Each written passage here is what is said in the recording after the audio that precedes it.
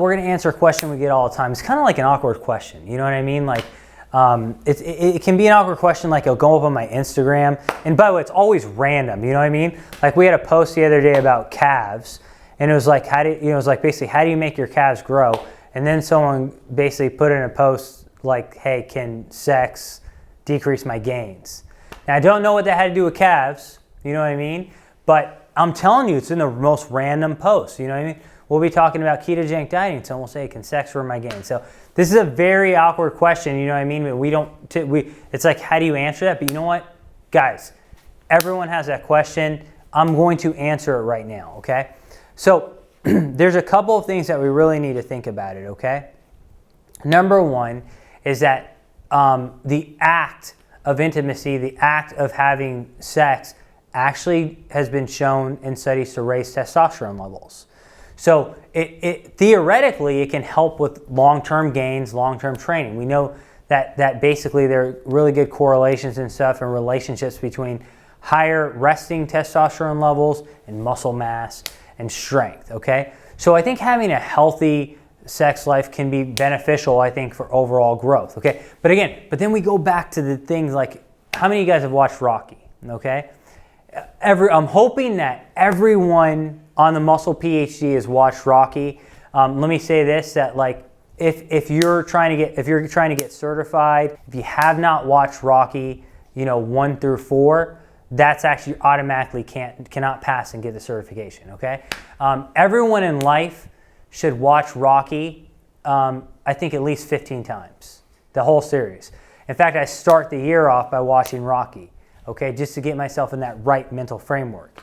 But if you go back to Mick, right, Coach Mick talking to Rocky, he goes, women weaken legs. Right? And so guys think I can't be intimate for all my contest prep and stuff like that. Okay, well, there's two different concepts that go along with that, okay? When it comes to the act of being intimate, you raise testosterone, but also remember that you also get a dopamine response, okay? So you raise dopamine levels, and dopamine gives us a euphoric experience, but also after that, you kind of get a little bit of a downer, and you become tired, and you almost want to go to sleep, you know what I mean? So I think the biggest thing is that, like, if you're doing that, you know what I mean, before you train, you don't want that downer response. You're not going to be able to train as well, okay? You have heightened arousal, and then the arousal drops. Okay, so in that sense, there's a timing effect, okay? But if you're being intimate before you go to sleep, you have a dopamine response to arousal, but then you fall asleep, theoretically speaking, you're going to sleep better, okay? Which will raise testosterone, growth hormone, aid recovery, and you'll grow more. So that's the timing effect of things, right? Now, another thing when you talk about like going back to that, like women weaken legs and stuff like that or whatever, or the opposite, if you're a female watching this right now and you think it's the same thing with guys, what happens is if we are around someone who we are attracted to, when you're attracted to someone, you get arousal, okay? And there's a concept when we talk about arousal that's called the Yerkes-Dodson law. And basically it shows that as arousal goes up to a point, performance goes up, okay? So think about it. Imagine going to the gym and you're yawning. Right? I'm yawning in the gym. If I'm yawning and I'm trying to get focused on bench press, what happens? When I'm yawning and I'm tired and I'm not aroused, my focus is dispersed. I'm thinking about all sorts of other things, and basically my muscle tension's not as high. My attention is too scattered, and I'm thinking about whatever my whole day instead of focusing on like, I'm gonna lift some heavy ass weight. Now, this is the God honest truth. Studies show that your body, when it has arousal, it doesn't know what to attribute it to, okay?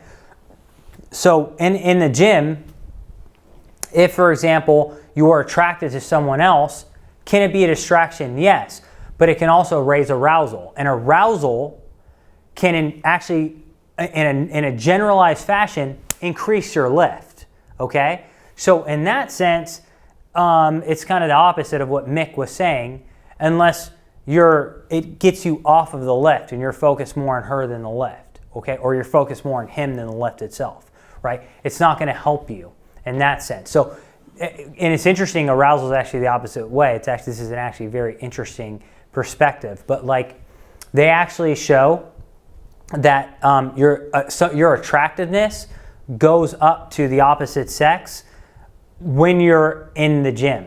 Okay, so because arousal is non-general. The arousal by seeing an attractive person can increase the arousal to your given lift. But say that you're seeing someone in the gym and you're attracted to them, okay, and they're doing sprints, and then they look at you. If to them you were an 8 on attractiveness, you might be a 9 or a 10 now, because what happens is they attribute the arousal to you, okay. And Paul just gave a fist pump in the background there, okay. It's the God honest truth. So because arousal's basically it's non-specific. So you attribute the arousal to the sprint, to the arousal of the attractiveness of the individual. What you do with that, guys, what you do with it, what you do with it, girls, what you do with it. But to sum this whole lecture up, okay, basically, obviously the act of being intimate before you work out is going to give you a downer. If you're doing it before you go to sleep, you're going to sleep better testosterone. And overall, having a healthy, intimate life is good because it's going to raise testosterone overall. In the gym, yeah, if there's an attractive female, or if you're a girl that's attractive male, basically, then that arousal could help your lift. And I think that's the main point. The one thing I will say is this: remember this, and I think this is the heart of what Mick was saying. Okay.